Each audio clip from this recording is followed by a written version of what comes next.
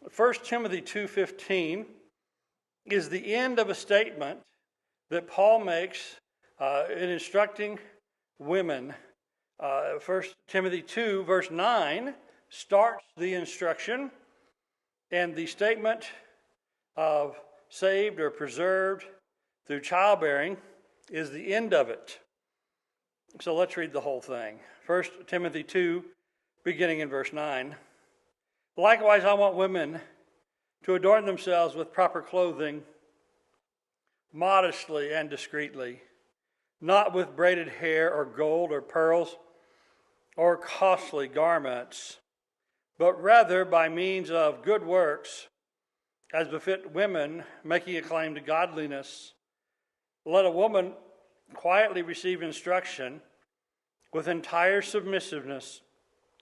But I do not allow a woman to teach or exercise authority over a man, but to remain quiet. For it was not Adam who was first created, and then it was Adam who was first created, and then Eve. It was not Adam who was deceived, but the woman, being quite deceived, fell into transgression. But women shall be preserved through the bearing of children, if they continue in faith and love and sanctity with self-restraint. A couple of notes here. This is not a question of if women will be saved through childbearing, but of how, of its purpose. And what Paul is here promising, I think, is a special measure of assurance and hope for the ladies involved, because I have to say a lot of ladies would read 1 Timothy 2 here, verses 9 through 14, and think, man, that's quite the list. And then the fellows just I say, yeah, just do that, ladies. Come on, what's the problem? It's not always terribly sympathetic. But what we have here is some duties and restrictions at the beginning, but then we have the origin of these things and the reason why the world is thus so ordered, which goes back to creation and the fall. And then we have at the end a but. And that is not to add extra restrictions or extra demands or any extra requirements, but just to talk about the spirit in which the things already given, which are certainly sufficient, the way in which those will be carried out. And so here today on Mother's Day, we'll consider this passage on motherhood and the way that it's going to be carried out in the gospel. And what we find is this salvation that's promised is, even though now, as it's just been brought up again, the ladies are doing this work under the curse. Of course, men, we're not free from that either. We're under a curse, right? You go back to Genesis chapter 3, and we find the fall, and we find the consequences of the fall. And that's why we have the need of modesty here given, is because, well, we have the need of clothes. And those folks who don't clothe themselves, it's almost as if they're refusing to acknowledge that we're fallen creatures. Why is it that men and women together, why did Adam and Eve, why did they cover themselves up? Because they knew they were naked and they were ashamed. Today people say, oh, there's no shame in it. Well, yeah, there is.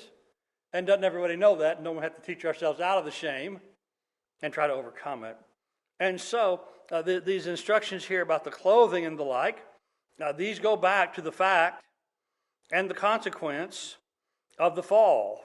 And the curse has a lot more than just that, just clothing, as we'll get to here with the things of motherhood toward the end of this passage. So as it says in Genesis 3:16, to the woman, he said, after cursing the serpent, he'd crawl on the ground and eat the dust, and he was going to get his head stomped on, even while he got a bite in on the heel of the seed of the woman, but he'd get his head smashed in. But to the woman he said, I'll greatly multiply your pain in childbirth. In pain you shall bring forth children. Yet your desire will be for your husband, and he shall rule over you. And so there's 4 lines there. There's a pair of lines about motherhood and reproduction, and there's a pair of lines there about the husband. And this is where the woman's curse is centered. It's centered on her as a wife and a mother. That's the part of her work that's cursed. Mothers, does it ever seem like you're working under a curse? That somebody's or something working against you? In our homes, in our relationships with husband and wife, and in the bringing forth, and I think not just the birth, but the raising of children, there's a curse that's been involved there from the start. Then the fellows, they get theirs. Verse 17 with Adam. Then to Adam he said, because you have listened to the voice of your wife, and have eaten from the tree about which I commanded you, saying, you shall not eat of it, cursed is the ground because of you. In toil you shall eat of it all the days of your life, basically until you die. Then you're going to go back. And so the man's curse is primarily on his work.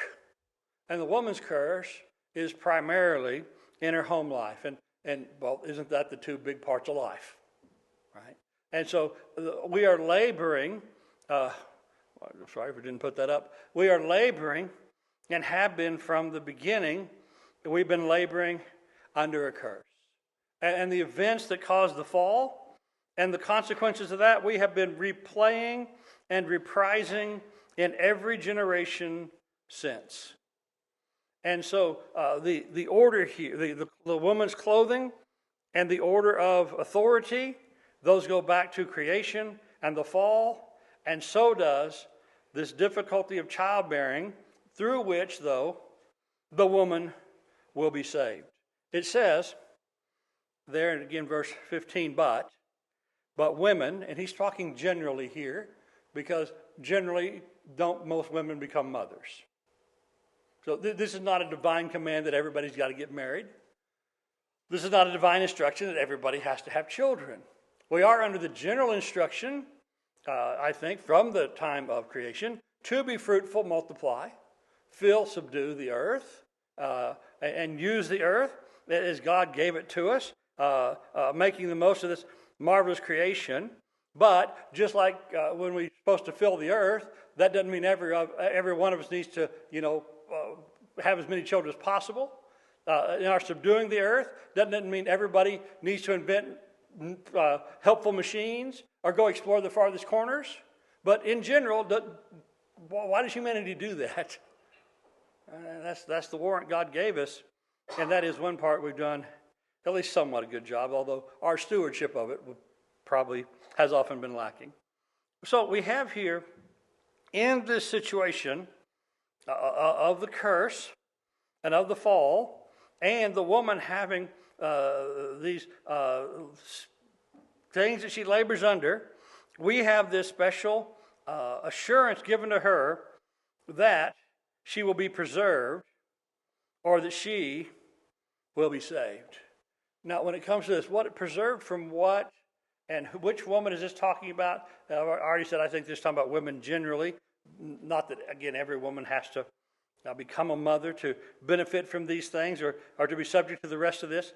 But there's a lot of discussion in the commentariat about these kind of things and various theories.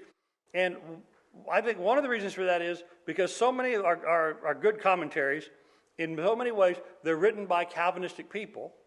And most of them, they'll give you the expression and the formulation of faith only. Now, some of them mean that in just a really stripped down sense of just, any ascension. But most of the more thoughtful ones, they stick firmly to an idea of faith only, but they understand that is an active and living faith, and they'll talk about how repentance is demanded and things like that. And so that part is good as far as it goes. But there's a set of passages where it says, do this and be saved. And if it's not faith, they've got to come up with a way to explain what it is, that it's not what it appears to be on the surface. So when Jesus says, believe and be baptized, they'll say, believe is necessary, but baptism isn't, some of these guys. Or Peter will say, baptism now saves you. That seems pretty clear.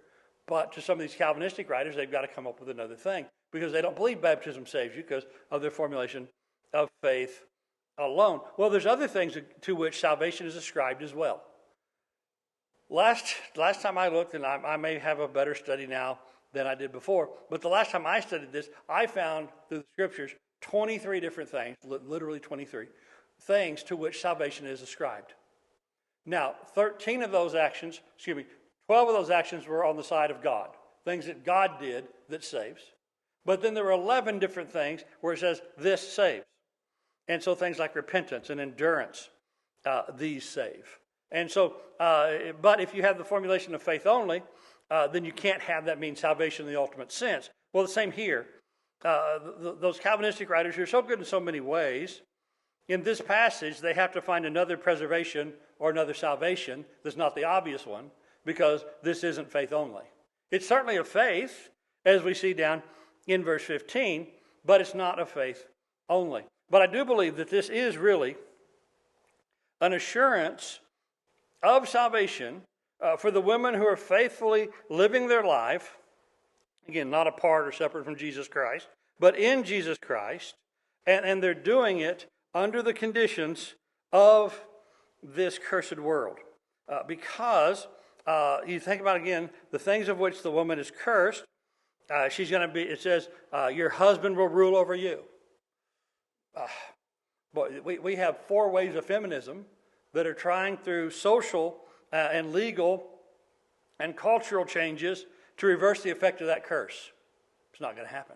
But it's still something that needs to be recognized, that fellas, our ladies, our mothers, our sisters, our wives, our daughters, they are laboring under a difficult curse that has been with us as long as sin has been. Now, sometimes we wish, don't we, that they'd appreciate how hard we work.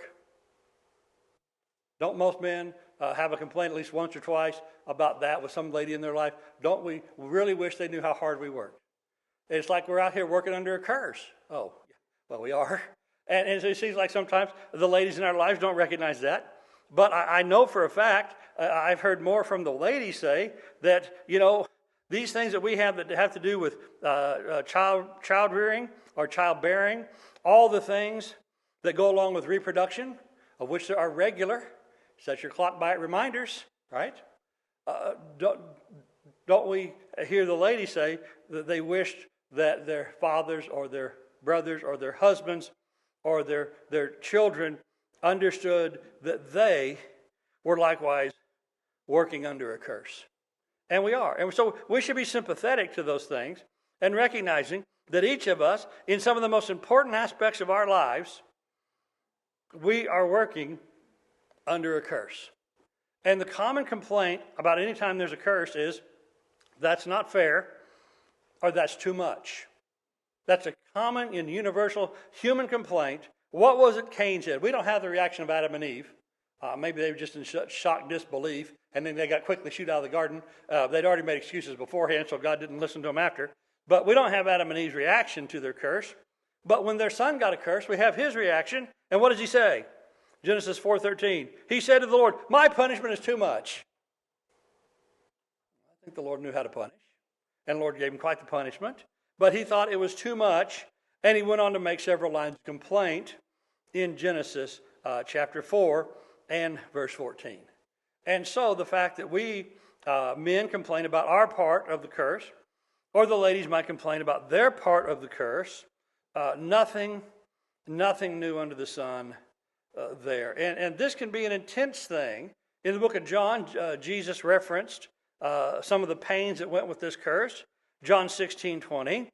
Truly, truly, I say to you that you will weep and lament, but the world will rejoice. He's talking about when he would go away and after being killed. He said, you'll be sorrowful, but your sorrow will be turned to joy. Then he gives the illustration of the woman in childbirth. Whenever a woman is in travail, she has sorrow, because her hour has come. But when she gives birth to the child, she remembers the anguish no more, for the joy of the child that's been born into the world. Therefore you'll too now have sorrow, but I'll see you again. Your heart will rejoice, and no one will take your joy away.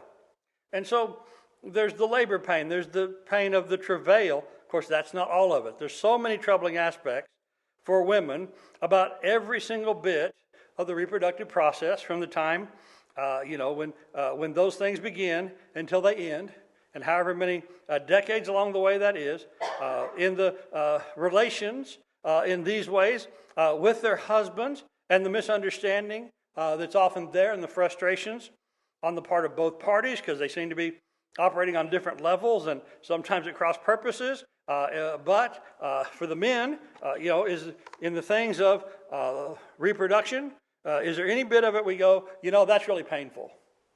A lot of pain there for the fella.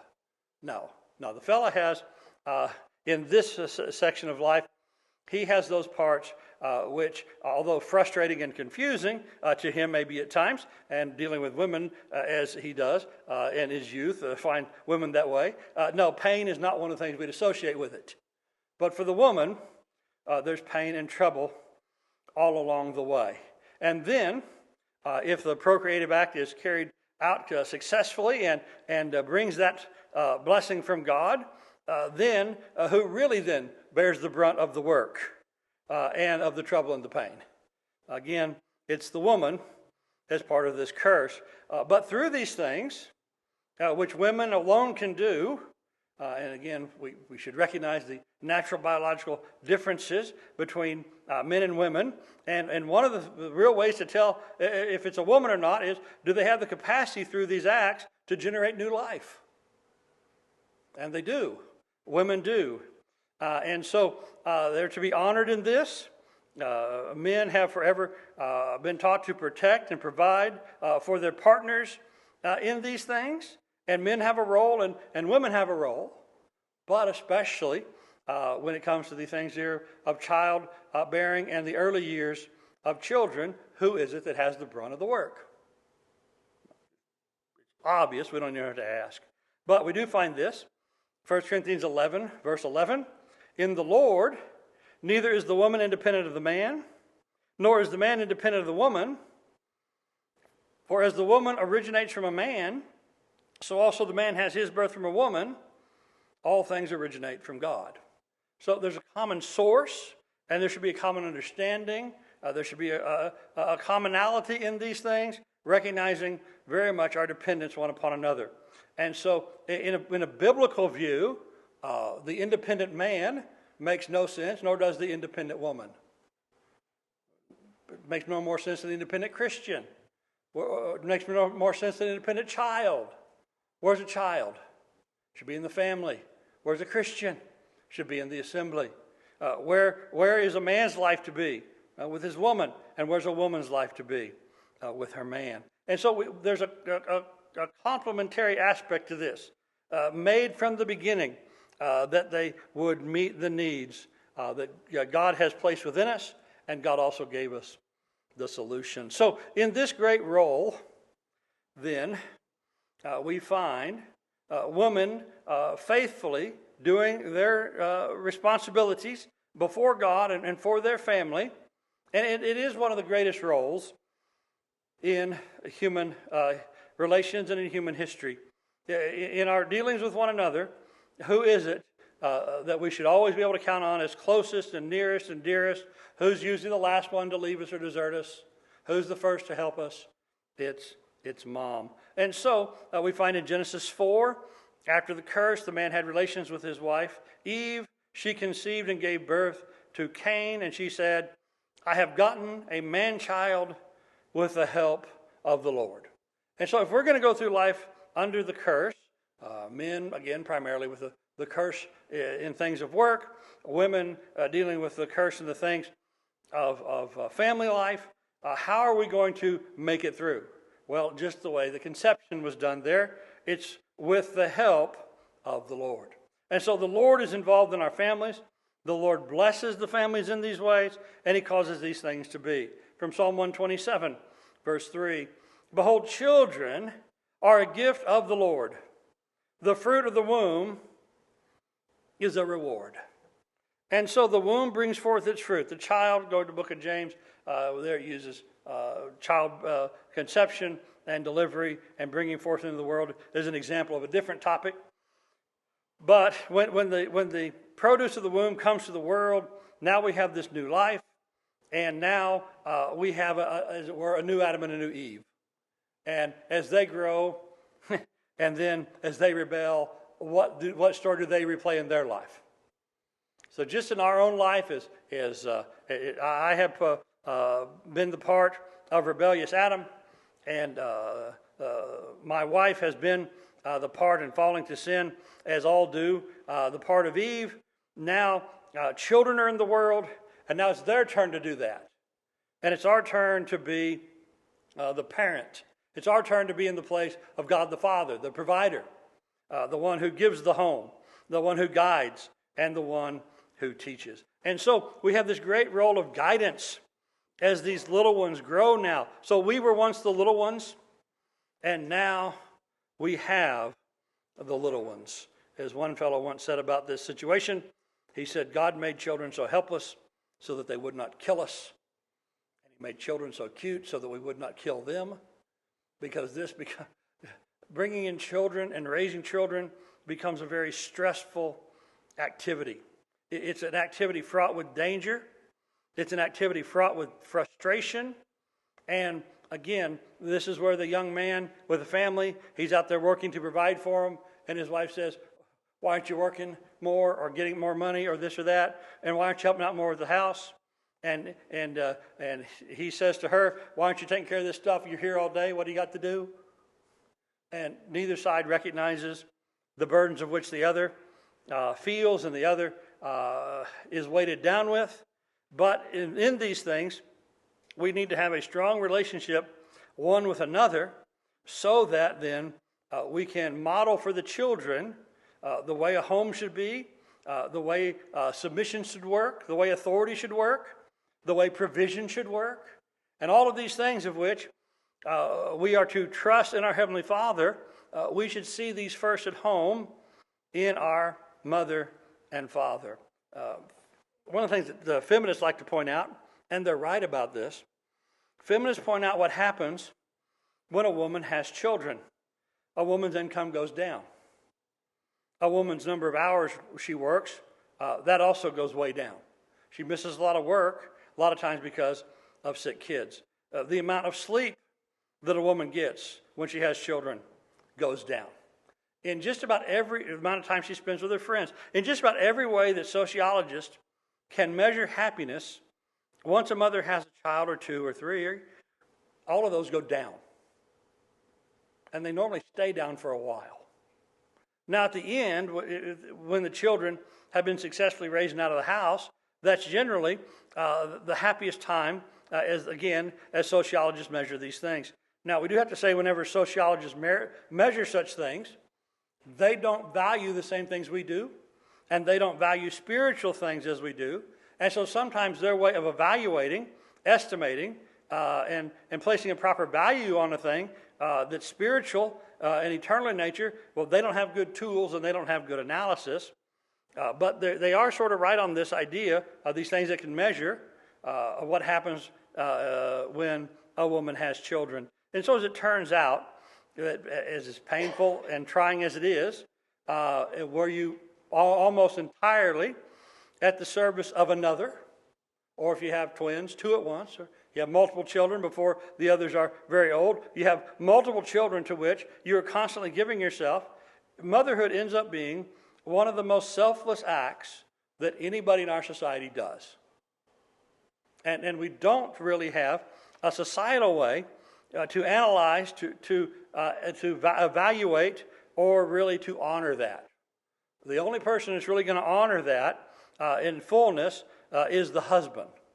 And that's why being a single mother is such a difficult life. It really, really is. Now, in times past, when families were closer together and more likely to be together, there was additional moral, maybe financial, and physical support by grandparents and by cousins and by aunts and by uncles. But now there's a whole lot of mothers who are having to do it very much on their own. And at the same time, our society has sort of ramped up the expectations of what we expect a mother to do. And for many women, they just find it all to be an impossible burden. Many of them, as a result, want less children than the previous generations do, and we see less children being born in families every year. And this year, with the COVID, it's been especially bad. We find, though, that we are to honor children in this way. In the things of the gospel, we're also given responsibilities with them toward God. Things like Matthew 18:10. Jesus said, "See to it you don't despise one of these little ones." Don't despise the children. Now, in this case, he was talking to the apostles, a group of men, and the children were somebody else's probably, and mostly. And I got to say, when you get a group of youngish men together, what do they feel about kids? They're in direct violation of this passage right here. Don't despise kids, right? But sometimes that happens where because of the demands of parenthood, the despising can happen at home. And we don't have the proper love even in the home for the children. That's why, what are the older women to teach the younger? To love their husbands and to love their children. And with that goes the discipline from Hebrews 12. Don't forget this exhortation, my son, do not lightly regard the discipline of the Lord, nor faint when you're reproved of him. For those whom the Lord loves, he disciplines, and he scourges every son that he receives. It is for discipline that you endure. God deals with you as sons. For what son is there whom his father doesn't discipline? Turns out there's no father at all. And so mothers and fathers, and I realize that passage is addressed to fathers, but there's a commonality of mothers and fathers in this, like the commandment, quoted in Ephesians 6, children, obey your parents in the Lord, for this is right. Honor your father and your mother, that it may go well with you on the earth. Or from Proverbs 6, my son, observe the commandment of your father. Don't forsake the teaching of your mother. And so mothers and fathers have this great role of teaching and providing and instructing. And then we think about when they get to be old enough to talk back. When they get old enough, and I don't know, what is the magic age when they learn to slam a door? What is the age they learn to walk off in a huff, or maybe go walk out the front door, or go jump in a car, or whatever? What are the age where those things happen, and how trying are those things to us? And in that we have to just remember, in this case, they are like Adam and Eve. They are despoiling the garden.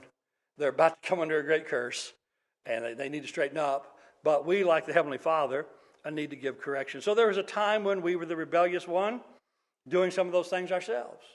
To which, of course, we always say, when I was your age, I never talked to my mother that way.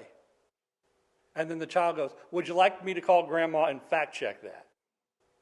No, that's fine. Just trust me. But we see this repeated generation after generation. And we see these things come anew. And so there was a time when we were the one being trained and provided for.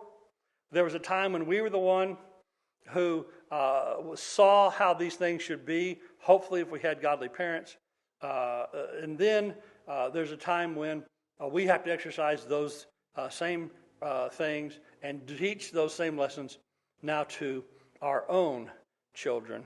And the women, if you go back to the text, the women get to do this in a context of modesty, submissiveness, and quietness, right? That's how this whole text began. 1 Timothy 2:9, I want the women to adorn themselves with proper clothes, modestly, discreetly, not this overblown thing, but it says, verse 11, quietly receiving instruction, not teaching, remaining quiet. So there's a quiet submissiveness which the ladies get to do all of these things through. It's sort of like that statement, most of y'all probably heard it. They're talking about the great dancers of Hollywood movies of prior generations and talk about what a great dancer Fred Astaire was. And then someone says, yeah, and then look at Ginger Rogers. And somebody said, but she was great too. Except then they point out what? She had to do it backwards and in heels, right? And so they're both unbelievable dancers, but imagine trying to do all that in heels. Well, Ginger did. And there are those, oh, that's not fair. Well, no, but it's not about fairness. It's about how things are. And there's a reason why women are given these instructions about clothing that men are not, because with the beauty of the woman, which she can accent, and in either to great effect of goodness or to evil, with clothing, and the guy just shows up, in kind of a dumpy beige suit, and he's fine, right? Sometimes he dresses up, and he kind of wears a boxy gray suit. Every now and again, he has a properly cut black suit. Right? And how many questions does he have of style? Well, which dark colored tie today, right? Which one goes best with gray today? The dark blue or the dark red? But the lady, look at her closet. What's all that? So there's a difference in roles. There's a difference in outlook. There's a difference. And what ridiculousness when we see men trying to be with the makeup and the heels like the women, right? We see that, and what do we think? We just naturally say, well, that doesn't seem right, because that's not the role of the man. The women have, from the beginning, from the order of creation, the men were given a set of roles and a set of curses, and the women a different set of roles and a different set of curses. And so the godly women go through life doing all of these things, again, like Ginger Rogers, backwards and in high heels, doing it in submission, doing it following the lead. And if we learn to be submissive to God, which we all need to learn, where do we get our first lessons in that? We got it in mom being submissive to dad. We got that in submission to authority at home. And submission to authority, in these cases, human relationships, it's not about worth. It's not about intelligence. It's not about honorableness. It's not about being reputable. It's not about being worthy. It's about being in a position. And actually in life, how many dishonorable and disreputable people do we have to submit to? This is where some people, I deal with the government all the time, right? But in government, on the job, in families, sometimes in church, we end up having to submit to people in roles that we think, well, they're not worthy of that. No, but the role is worthy. And so where did we learn submission? Where did we learn obedience? Where did we learn ultimately to submit to the will of God? We learned the first lessons of that at home. The world fell into chaos when Eve did not submit to what God instructed, and she did not do what her husband said.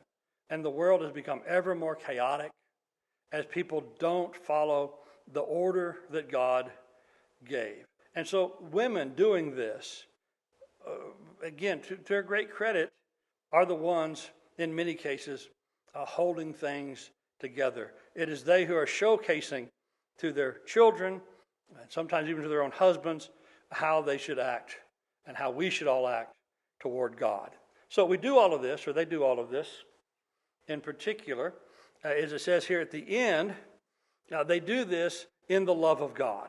As it says here in verse 15, after saying that there's this curse, and after there's these instructions that the women are to have these various submissive places and roles, it says, but the woman shall be preserved or saved through the bearing of children. So this, and I take that to be the entirety of everything that goes along with motherhood, not just the actual, giving birth, because there are some that just, they drop them at the hospital or wherever and just leave, and I don't think they've really done much. But no, this whole thing of motherhood, they'll be saved through all of this if they continue in faith and love and sanctity with self-restraint. Faith, love, sanctity with self-restraint. I think the apostle is setting out here a few keystones, a few really important markers for the ladies to look out for as they are raising their children. Because when ladies are raising their children, they have young children especially, how much time do they have to be devoted to Bible study and prayer? Ben made some mention of that in Bible class this morning about people being devoted to prayer, and he said sometimes it's really hard to find the time. Well, yeah, and I think he actually did mention mothers. But how many times have, I don't know, maybe this is only my house, maybe not yours. The wife sees me reading, or the wife sees me being able to sit and think about things for a while, and she says, you could come help me so I could do that too, right? Or the story of Mary and Martha in the Gospels, where one of the sisters wants to study and listen to Jesus and meditate on his word. And what's the sister say? I need help with the serving. When there's young children especially, but motherhood for a long time, when is there serving that needs to be done? Always. Is it ever over? It's never done. And so, rather than say all of these things, he's not saying all of these are more requirements that you need to do. What he's saying is, as you're living this out, here are a few things to especially keep in mind, some basics as you go. And what are those? Faith and love. Well, what's the big three in Christian morality and Christian ethics all the time? And the faith, hope, and love. And so, we got faith and love here. And we have sanctity or holiness. We live right. Don't live a desolate life. Paul would mention later to Timothy some people who went about house to house, who were gossiping, or the Thessalonians, but in some of the widows who would be given over to dissipation and to drink and the like, and how unseemly that was. If you're doing your duty as a mother, you've got no time for that. And you also have a lot of good things you're simply unable to do because you are taking on this responsibility at home with your own children first. And so, keep on with the good life in Christ. Keep with love. Keep with faith. And keep with self-restraint. And so the woman has these roles and these things to do as a mother. And if she can keep those together while doing all the rest she does, then there is a great blessing for her. Because we know the mother who has a natural affection, who's been taught by her own mother how to care for children, who's been taught by the older women if she needed any pointers. We know that they're going to have a love for their children where they're going to try and do the best for them. And so Paul says that's what you need to be doing. We think about this love, again, as expressive of the love of God. In Luke 2, when Jesus was just the infant being presented in the temple, the old man Simeon came up and blessed Mary and him, and he said to Mary, "Behold, the child is appointed for the rise and fall of many in Israel, a sign to be opposed, and a sword will pierce even your own soul." And so, Simon says, you're going to have such a love for him that when you see him suffering as God's rejected Messiah, he said that's going to tear you up. And if we have to think, if that tears Mary, his mother, up, what did that do to his heavenly Father? Well, as parents, but mothers in particular, go through this raising of children, they really are, and I think we need to again as we close, emphasize this, they really are showing the love of God. It is God's love that they are showing to their children. And so when we talk about having, a heavenly Father, when we talk about having one that cares for us and provides for us and does for us, if we come from a home where there wasn't love and provision, what do we know of parents doing that? And it becomes a difficult thing to overcome. But if we know this from our home, then we can more readily and easily picture it in the way that God deals with us. So we have this. Jesus said, Matthew 23:37, "O Jerusalem, Jerusalem, that kills the prophets and stones those sent to her, how often I wanted to gather your children together." He said, I wanted to get the children in here. And he gives another comparison of the chick gathers her, or the hen gathers her chicks and spreads its wings out over them. He said, but y'all wouldn't come. And so parents sometimes live out this aspect of the love of God. They want to gather the children. They want to instruct the children. They want to help the children and teach the children and guide the children and protect the children. And sometimes, what do the children say? And that tears our hearts out. Or like Mary, we see our children being mistreated, and what does that do? Again, it pierces us, it tears our hearts out. But such is living in this world that's under a curse. Yeah, one more in 1 Thessalonians 2, the Apostle Paul said, this is how they preach the gospel. He said, we prove to be to you, brethren, there, gentle among you, as a nursing mother tenderly cares for her own children, having a fond affection for you. And so, again, if they didn't know about mothers, how would they know about that comparison? But this is what mothers do. And so that's why, we've appointed today in society a Mother's Day. Not in the scriptures, but, respecting what's right in the sight of all men. It's Mother's Day, call your mother, right? It's Mother's Day. Go make that visit. Go make that phone call. And not just on this day, but on whatever day. If you have this kind of mother who has lived under the curse and been in submission selflessly, if she's modeled God's love to you and your children, if you have them so far, if she has done all those things, do like it says in Proverbs 31:28, her children rise up and call her blessed. And even though it's Mother's Day, not Husband's Day, it says her husband also praises her, saying, many daughters have done nobly, but you have excelled them all. Charm is deceitful and beauty is vain. But a woman who fears the Lord, she shall be praised.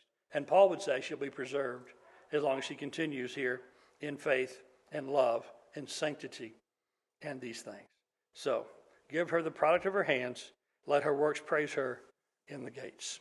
So what Paul says here, in light of those really onerous things that come from the curse and the order of creation in this fallen world, Paul really is, as I say, giving not additional instruction, additional requirements, but giving additional assurance that the women, as they do these things, will be preserved through the bearing of children if they continue in faith and love, sanctity, and self-restraint.